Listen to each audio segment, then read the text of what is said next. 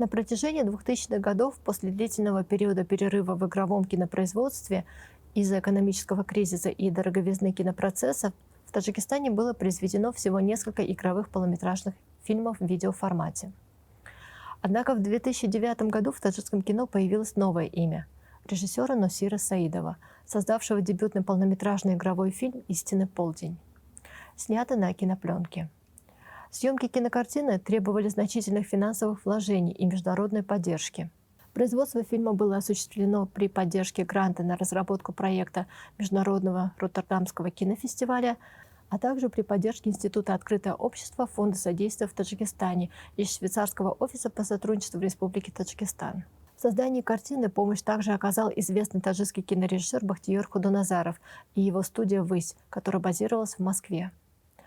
При этом картина инициировала эстетическую традицию, продолжающую жить в таджикском кино и сейчас. Так появилась плеяда режиссеров, начавших работать в стилистике, близкой самому Бахтиеру Худоназарову, в трактовке абсурдности и трагикомичности бытия. Созданию фильма «Истинный полдень» предшествовал выпуск государственной киностудии «Таджикфильм» одноименного документального фильма таджикского режиссера Майрам Юсуповой в 1988 году о горной метеорологической станции и синоптике. Таким образом, «Истинный полдень» – понятие, указывающее особое положение Солнца в зените при проведении метеорологических измерений. Авторы игрового фильма позволили себе творчески переработать историю о пожилом метеорологе, придать ей глобальное значение и актуальность в своем игровом кино. Сюжет фильма сводится к истории русского метеоролога Кирилла, всю жизнь трудившегося в горной метеостанции в деревне Сафеди-Боло, иными словами, в верхней деревне. Пару лет назад его жена и взрослые дети переехали из Таджикистана в Воронеж, а его коллега по станции тоже уехал, оставив его одного. Ответственность не позволила Кириллу бросить станцию. Он начинает готовить соседскую девушку лет 20 Нилуфар к тому, чтобы принять руководство метеостанции после его отъезда в Россию. Нилуфар живет в многодетной семье, где рождаются одни девочки, которые, скорее всего, как и Нилуфар, не будут продолжать учебу после окончания школы. Однако она стремится работать на станции и после своего замужества, что становится причиной спора между будущим свекром и Кириллом, который большую часть фильма действует как отец девушки. Жених Нилуфар, в отличие от нее, окончивший университет, проживает в деревне Сафеди-Пойон, находящейся в низовьях. В день их сватовства происходит демаркация границ суверенных государств, которая отныне разделила обе деревни, а фактически одну, расположенную в верхней и нижней части холма, колючей проволокой. Этому предшествует введение комендантского часа в Душанбе и прерывание налаженной почтовой и радиосвязи. Сельское почтовое отделение уже 6 месяцев не функционирует.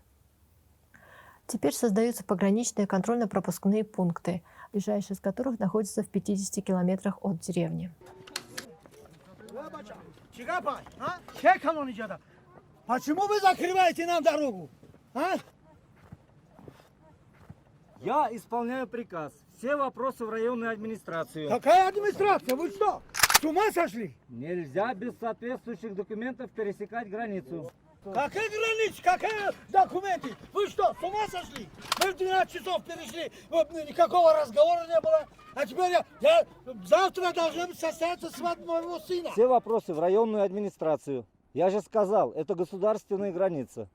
Новая граница разделила не только родственников и семьи. Нилуфар и Азиз, жених, не могут теперь сыграть свадьбу, но и учеников со школой, а роженец с роддомом. Эту дорогу между двумя деревнями не закрывали уже 7 поколений, звучит в фильме. Таким образом, разделенные границы жителей обеих деревень организовывают базар через колючую проволоку и занятия для школьников, но при виде подъехавших военных разбегаются в смятении, а учитель, свалив на плечи школьную доску, наскоро сворачивает кочевую школу. X тағирёбанда А, В, С ягона адад А нобаробари О бошад муодилаи квадрати. Бачао, дарси оянда паго. Хесем, ҳама. Рафтим, тез.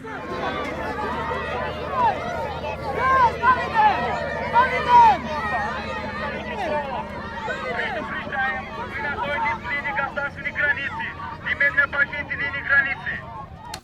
В этой сцене авторы цитируют фильм «Школьные доски» иранского кинорежиссера Самира Махмальбаф, которая несколько лет жила в эмиграции в Душанбе. Видимо, профессиональное общение с ней и всей семьей Махмальбаф не прошло для таджикских кинематографистов бесследно. Повествование фильма можно разделить на 4 ключевые главы: демаркация границы, очередные роды матери Нилуфар, минирование границы и свадьба Нилуфар, каждая из которых логически вытекает из предыдущей.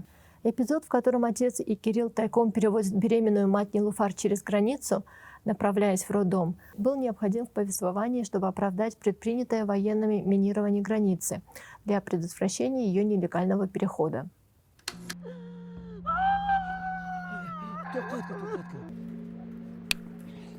Боялся, что под током. Все в порядке. Заводи, а фару включишь попозже.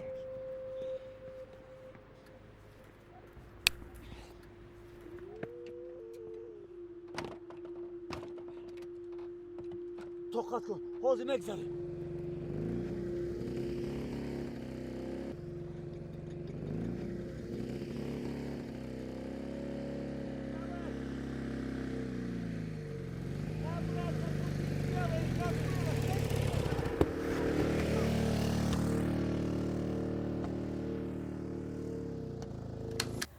Роды разрешаются благополучно, и рождается долгожданный мальчик, которого нарекают Сархадом, именем, означающим «границы» на таджикском языке. Имя мальчика подчеркивает необыкновенные обстоятельства его рождения.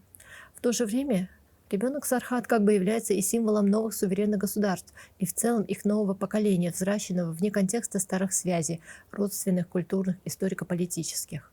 В фильме «Истинный полдень» колоритные сцены народной жизни, наполненные юмором и экспрессивной актерской игрой, перемежаются со сценами трагичной реальности.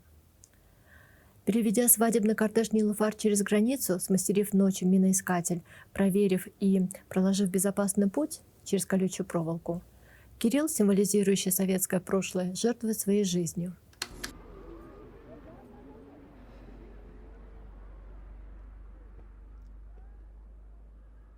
Ассалам, Салиджон! Как договаривались? Хорошо, Кириллджон. Внимание, товарищи! Вы меня хорошо знаете.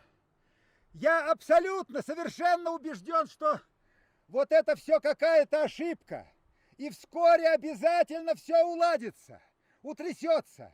Но пока сегодня это очень опасно. Поэтому на ту сторону пойдут только самые близкие. И идти надо вот по этой дорожке из флажков. Ни шагу, ни сантиметра в сторону. Впереди пойду я, а за мной все родные и близкие.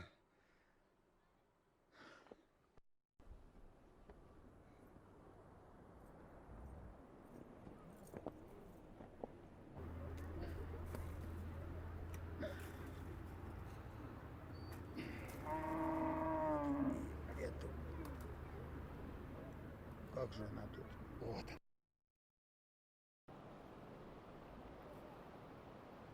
Строго за мной. По одному.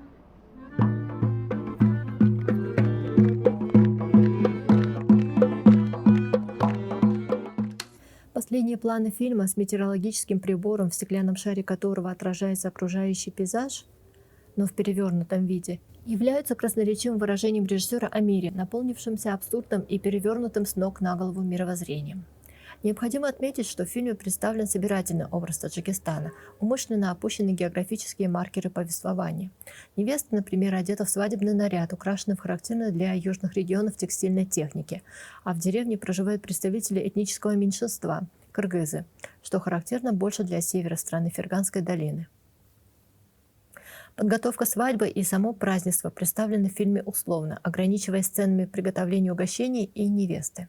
Само свадебное мероприятие является только задником, фоном для обрисовки глобальной проблемы разлучения человеческих судеб. «Истинный полдень» Носиры Саидовой явился фильмом, который впервые за долгое время был создан на высоком техническом уровне, включая операторскую и звукорежиссерские работы, и который смог получить широкую международную дистрибьюцию. В съемочную группу входили кинопрофессионалы из России и Ирана, а постпродакшн координация осуществлялся тоже в Иране. Несмотря на то, что фильм длится 80 минут, его повествование не перегружено зарисовками, а напротив логически выверено и емко. Здесь также сказывалось то, что создание фильма на кинопленке дисциплинировало создателей. В фильме выверена продолжительность каждого плана, выдержан единый ритм, благодаря тому, что приходилось быть конкретным в раскадровке сцен и действиях киноактеров, сведя импровизацию и элементы случайности к минимуму. Кроме этого, фильм интересен многолюдными массовыми сценами, задействовавших обыкновенных жителей деревни Зиди в Арзобе, местность недалеко от Душанбе, в которой снимался фильм. Впечатляет их естественная реакция на события, связанные с созданием новых границ. Жители села в фильме переживали происходящие события как действительность или как картину из прошлой жизни. Фильм «Истинный полдень» продолжает оставаться актуальным в глобальном мире. Он внес и вносит свою лепту как отдельный пазл мировой истории конца XX века в представлении частных историй о влиянии приграничных проблем на жизнь общества, об отражении рабочей миграции на судьбах отдельных людей, о картине становления новой государственности после гражданской войны в стране на примере Таджикистана.